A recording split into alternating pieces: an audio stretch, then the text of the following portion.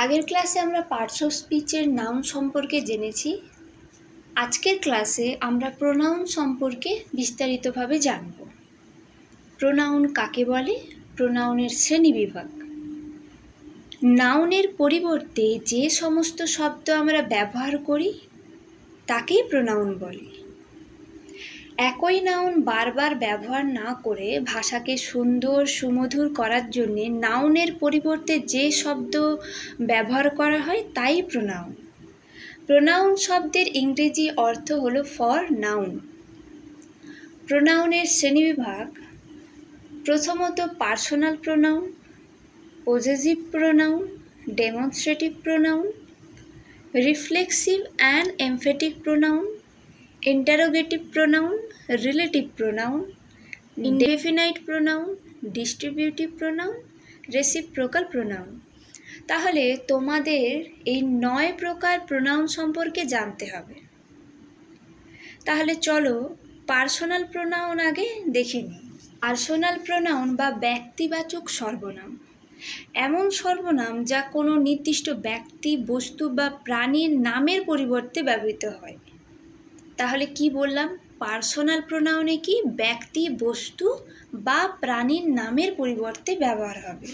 উদাহরণ হিসেবে আমরা দেখব আই মানে আমি, উই মানে আমরা, ইউ তুমি, ইউ তোমরা, হি সে, সি সে, ইট দে প্রভৃতি। এই পার্সোনাল প্রোনাউনগুলি শুধু যে মানুষকেই বোঝায় তাই নয়, ক্ষেত্রবিশেষে মানুষ ভিন্ন অন্য প্রাণীকেও বোঝাতে পারে যখন তাদের ব্যক্তি হিসেবে কল্পনা করা হয়। এটা দেখা যায় মূলত রূপকথা, লোককথা ও উপকথার কাহিনীতে। তোমরা ফোনে বা টিভিতে দেখে থাকবে পঞ্চতন্ত্রের মন্ত্র একটা কার্টুন হয় না, সেখানে বাঘ, সিংহ, শেয়াল প্রভৃতি জীবজন্তুকে মানুষের মতন কণ্ঠস্বর দেওয়া হয়েছে। এছাড়াও প্রিয় পশু পাখির ক্ষেত্রে এরকম দেখা যায়।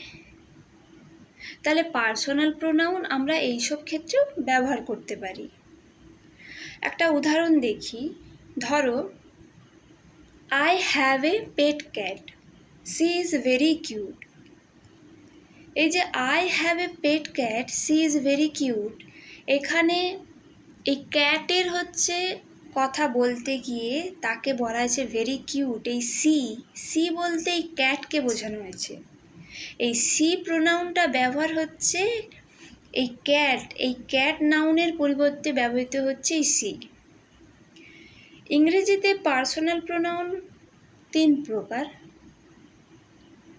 ফার্স্ট পার্সোনাল প্রোনাউন, যে কথা বলে তাকে ফার্স্ট পার্সন বা উত্তম পুরুষ বা আমি পক্ষ বলা হয়। যেমন I, we, my, our, me, us প্রভৃতি। তোমরা সবাই জানো যে উত্তম পুরুষ কাকে বলে। এবারে দ্বিতীয়ত সেকেন্ড পার্সোনাল প্রোনাউন, যাকে সম্বোধন করে কথা বলা হয়। সেই ব্যক্তি সেকেন্ড পার্সন বা মধ্যম পুরুষ বা তুমি পক্ষ। উদাহরণ হিসেবে ইউ তুমি, ইউ তোমরা, ইয়োর তোমাদের, দাই মানেও কিন্তু তুমি, আর দাও মানেও কিন্তু তুমি। এগুলো কি second personal pronoun. Third personal pronoun হিসেবে আমরা দেখব, ঠিক আছে, যেসব প্রোনাউন বক্তা বা শ্রোতাকে না বুঝিয়ে অন্য কোনো ব্যক্তিকে বা ব্যক্তিদেরকে বোঝায়, সেই সব প্রোনাউনকে বলা হয় থার্ড পার্সন বা প্রথম পুরুষ বা সে পক্ষ। কেন সে পক্ষ বলছি? এই যে উদাহরণ দেখলেই বুঝতে পারবে। হি মানে কি? সে এই হি তো ছেলেদের ক্ষেত্রে ব্যবহৃত হয়। সি মানেও সে, কিন্তু এটা মেয়েদের ক্ষেত্রে ব্যবহৃত হয়। ইট বস্তুর ক্ষেত্রে, ইট মানে এটা। দে তারা, হিজ, হার, ইটস, দেয়ার, এগুলো প্রভৃতি কি থার্ড পার্সোনাল প্রোনাউন। তাহলে পার্সোনাল প্রোনাউনের ক্ষেত্রে দেখলাম যে তিন প্রকারের ভাগ আছে, first personal pronoun, second personal pronoun আর থার্ড পার্সোনাল প্রোনাউন। এবারে সেকেন্ড যে প্রোনাউনটা সম্পর্কে আমরা জানবো সেটা হচ্ছে পজেসিভ প্রোনাউন। যেসব সর্বনাম পদ দিয়ে অধিকার বা মালিকানা প্রকাশ পায় তাকে পজেসিভ প্রোনাউন বা অধিকারী সর্বনাম বলে। অধিকার প্রকাশ পাওয়া বলতে উদাহরণ দিয়ে আমরা বুঝি, দিস বুক ইজ মাইন, এই বইটি আমার।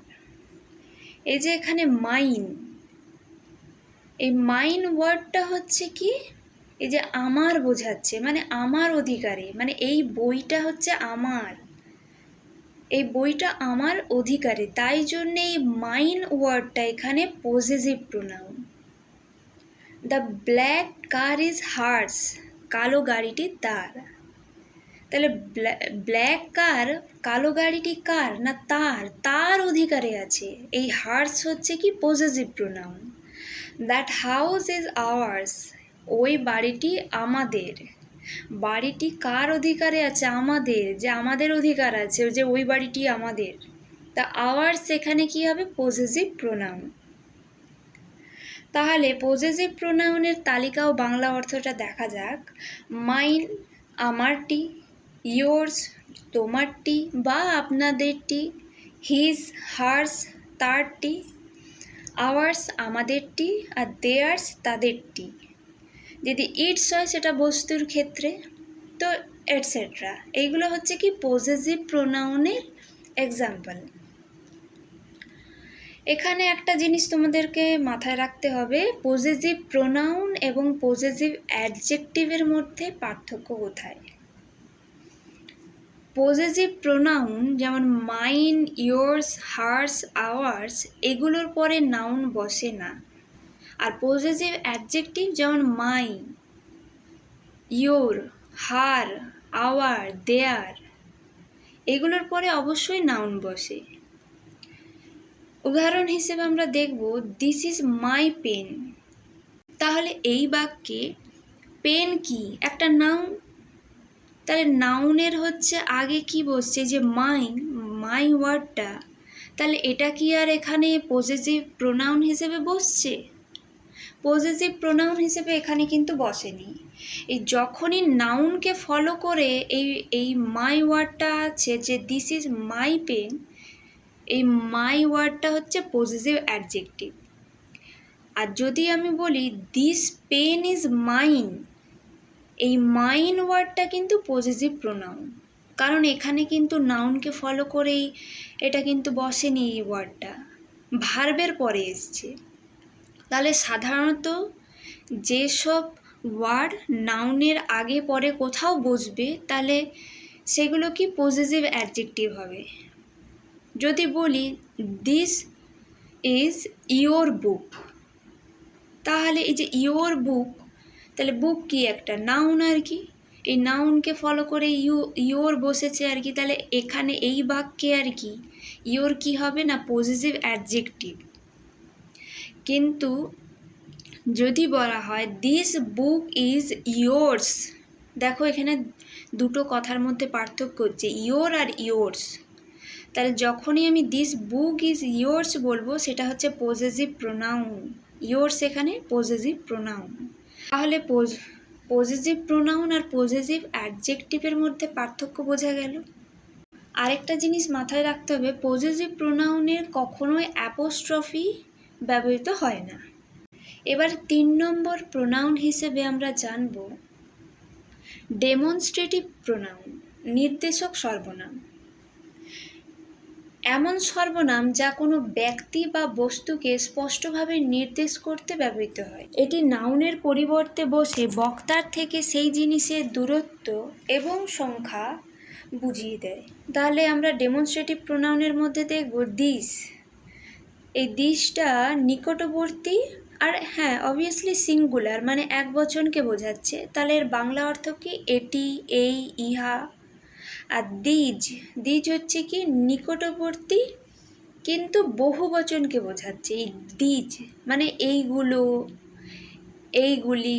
আর হচ্ছে দ্যাট হচ্ছে দূরবর্তী একবচনকে বোঝাচ্ছে, ওটা, ওটি, ওই। আর দোজও দূরবর্তী কিন্তু বহুবচনকে বোঝাচ্ছে, ওগুলো, ওইগুলি। উদাহরণ দিয়ে আমরা বোঝার চেষ্টা করব। দিস ইজ মাই পেন, এটি আমার কলম। এখানে যে দিস মানে এটি, এই দিস হচ্ছে কি ডেমনস্ট্রেটিভ, নির্দেশ করছে। দ্যাট ইজ এ বিগ কার, ওটি একটি বড় গাড়ি, তাহলে দ্যাট হচ্ছে ওই ওটি। আর দিজ আর মাই ভিডিওস, এগুলো আমার ভিডিও, তো দিজ হচ্ছে এখানে কি demonstrative pronoun. Those are your books, ওইগুলো তোমার বই। এক্ষেত্রেও এই ডেমনস্ট্রেটিভ প্রোনাউনের ক্ষেত্রেও একটা জিনিস তোমাদের মাথায় রাখতে হবে, ডেমনস্ট্রেটিভ প্রোনাউন এবং ডেমনস্ট্রেটিভ অ্যাডজেক্টিভের মধ্যে পার্থক্য কী এটা তোমাদের জানতে হবে। যেমন আমরা জেনেছিলাম পজেসিভ প্রোনাউন আর পজেসিভ অ্যাডজেক্টিভ, কখন বাক্যে সেই ওয়ার্ডটাকেই আমরা পজেসিভ প্রোনাউন বলবো, আবার একটু ভিন্ন ধরনের ওয়ার্ডটাকে আমরা পজেসিভ অ্যাডজেক্টিভ বলবো। তেমনই ডেমনস্ট্রেটিভ প্রোনাউন আর ডেমনস্ট্রেটিভ অ্যাডজেক্টিভ আছে। তো ডেমনস্ট্রেটিভ প্রোনাউন এটি নাউনের পরিবর্তে একা বসে এবং এই প্রোনাউনের পরে সাধারণত একটি ভার্ব থাকে। উদাহরণ হিসেবে দেখব, দিস ইজ মাই পেন, তাহলে দিস ইজ মাই পেন, এটি আমার কলম। এই দিস হচ্ছে ডেমনস্ট্রেটিভ প্রোনাউন। আর ডেমনস্ট্রেটিভ অ্যাডজেক্টিভ যদি বলি, এটি সবসময় একটি নাউনের ঠিক আগে বসে, ওই নাউনটিকে নির্দেশ করে। তাহলে দিস পেন ইজ মাইন, এই দিস পেন, এই যে পেন হচ্ছে কি নাউন, তাহলে নাউনের আগে বসছে, ঠিক আগে বসে ওই নাউনটিকে নির্দেশ করছে। তাহলে এখানে এই দিসটা কী হবে না ডেমনস্ট্রেটিভ অ্যাডজেক্টিভ, এটা কিন্তু আর ডেমনস্ট্রেটিভ প্রোনাউন নেই, কারণ এখানে নাউন আছে। তাহলে নাউনকে ফলো করে লেখা হয়েছে দিস পেন ইজ মাইন, তাহলে এই কলমটি আমার। দিস কার ইজ মাইন, এখানে এই দুটো দিস হচ্ছে কি ডেমনস্ট্রেটিভ অ্যাডজেক্টিভের উদাহরণ। কিন্তু যদি বলা হয় দিস ইজ মাই কার, তাহলে দিস ইজ ভার্বকে ফলো করে কিন্তু এই দিস কথাটা লেখা হয়েছে, যে দিস ইজ মাই কার, এটি আমার গাড়ি।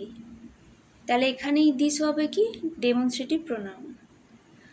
বাকি যে প্রোনাউনের ভাগগুলো আছে সেগুলো আমরা পরের ক্লাসে জানব, যেমন reflexive and emphatic pronoun, interrogative pronoun, relative pronoun, indefinite pronoun, distributive pronoun আর রেসিপ্রোকাল প্রোনাউন। তো এগুলো পরের ক্লাসে জানব। আজকের ক্লাস থেকে তোমাদের যদি কোনো ডাউট থেকে থাকে তাহলে কমেন্ট করে অবশ্যই জানাবে, আমি সেগুলো ক্লিয়ার করার চেষ্টা করব।